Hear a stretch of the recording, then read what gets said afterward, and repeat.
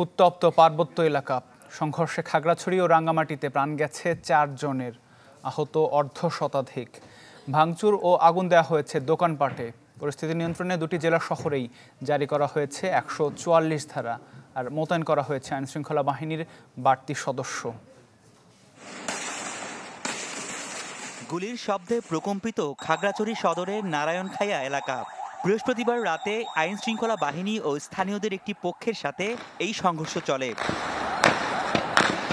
সংঘর্ষের কারণে পুরো এলাকা রণক্ষেত্রে পরিণত হয়, সৃষ্টি হয় আতঙ্কের। এতে মারা যায় রুবেল ও জুনান নামে ২ জন, গুলিবিদ্ধ হয় ৯ জন। এছাড়া দীঘিনালায় আহত ধনঞ্জয় নামে একজনের মৃত্যু হয় হাসপাতালে। মূলত দীঘিনালায় পাহাড়ি ও বাঙালি সংঘর্ষের জেরে সন্ধ্যার পর থেকে উত্তেজনা ছড়ায় সদর এলাকায়। এরপরই বাধে এই সংঘর্ষ।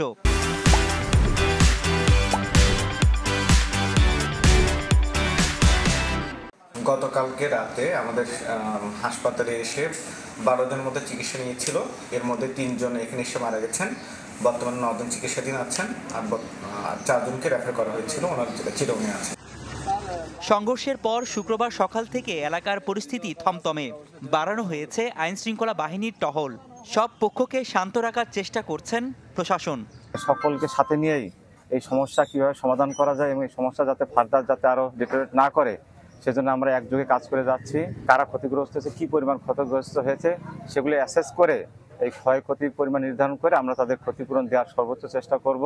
গতকাল রাত থেকে আজকে পর্যন্ত সকাল এখন 11টা পর্যন্ত এখন পর্যন্ত পরিস্থিতি স্বাভাবিক এবং শান্ত রয়েছে। আপনারা দেখতে পাচ্ছেন ইতিমধ্যে টুরিস্টরা আসা যাওয়া করছে, সাধারণ লোকজন তাদের দোকানপাট চালু করেছে, গাড়ি ঘোড়া চলছে এবং পরিস্থিতি নিয়ন্ত্রণের জন্য আমরা পুলিশ এবং সেনাবাহিনী এবং বিজিবি সার্বক্ষণিকভাবে আমরা এখন টহল আমাদের জারি রেখেছি। এই ঘটনার জেরে উত্তেজনা ছড়িয়ে পড়ে রাঙামাটিতেও।